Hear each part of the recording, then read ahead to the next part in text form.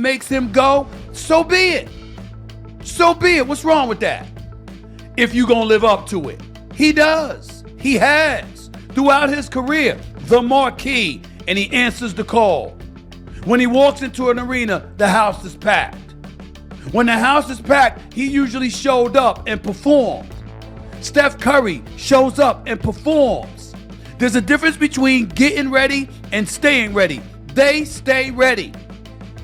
When have you ever looked at LeBron James and looked at him and says, he don't look like he's ready to play? When have you ever looked at Steph Curry and looked at him and said, he don't look like he's ready to play? You see them all the time. The players don't have that leverage. They do. They do. A matter of fact, I'll challenge everybody listening to this show right now.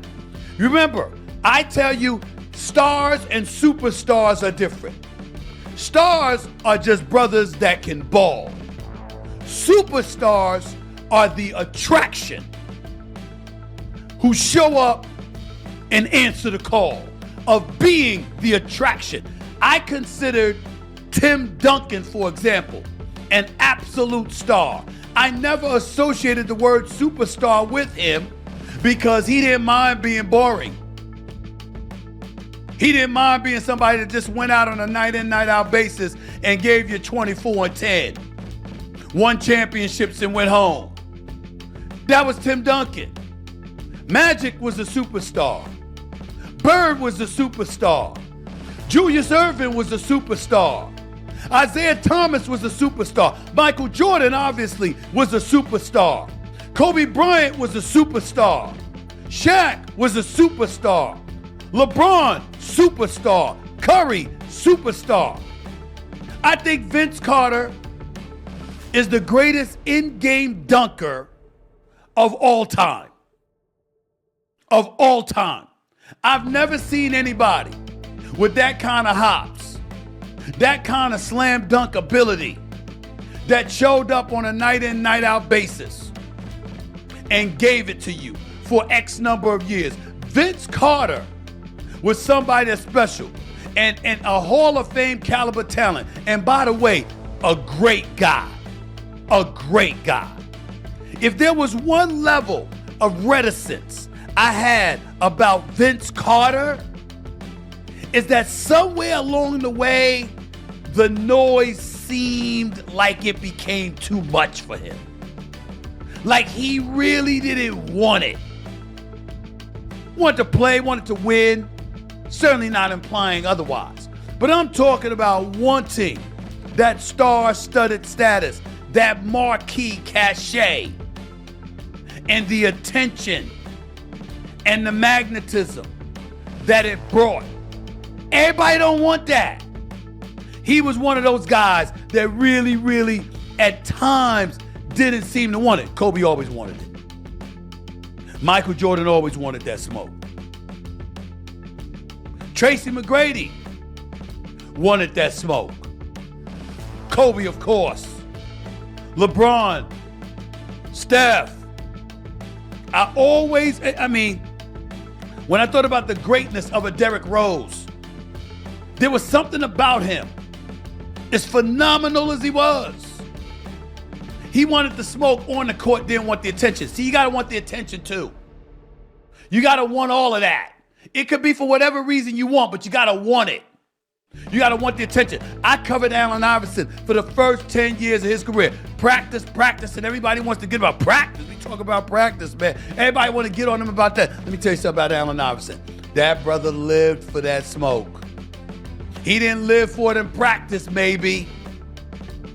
But when you talked about a big game, when you talked about putting on a show, when you talked about being the marquee and cats coming at you and the venom and the hostility and the vitriol emanating from visiting teams or from road teams rather, when you went to their house, when you saw about the electricity and that existed in Philadelphia when he was playing, he wanted that. He wanted that bad. And right now, I gotta tell you, it's a struggle to find 5 players you look at that you see truly want it. What we loved about Victor Wembanyama, even at 7'5", is that he seemed to be somebody who wanted to smoke. He didn't mind talking crap.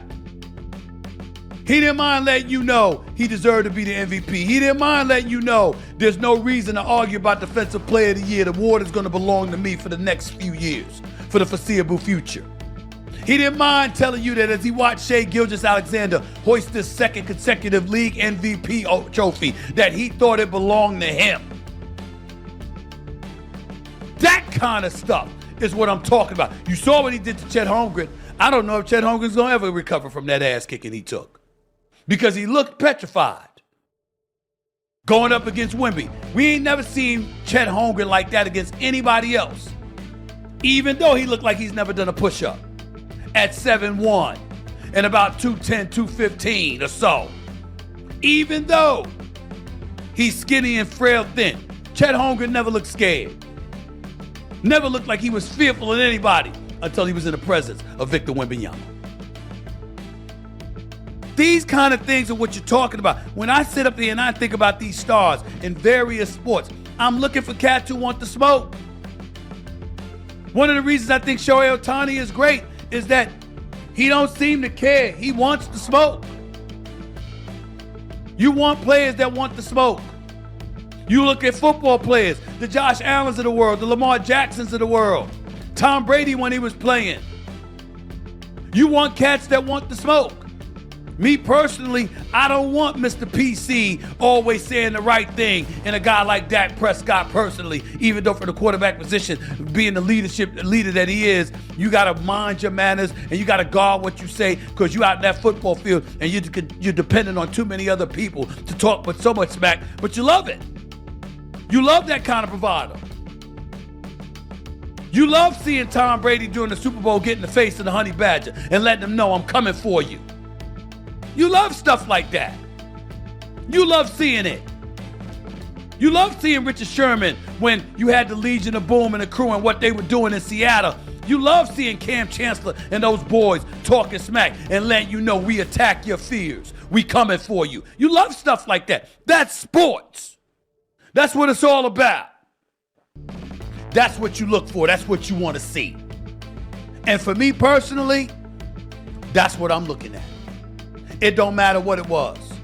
I love seeing Floyd Money Mayweather talking junk, getting ready to fight, a Canelo Alvarez or somebody, and coming out in a Mexican outfit, knowing the crowd gonna hate on him and stuff like that, and then getting in the ring with one hand and schooling you.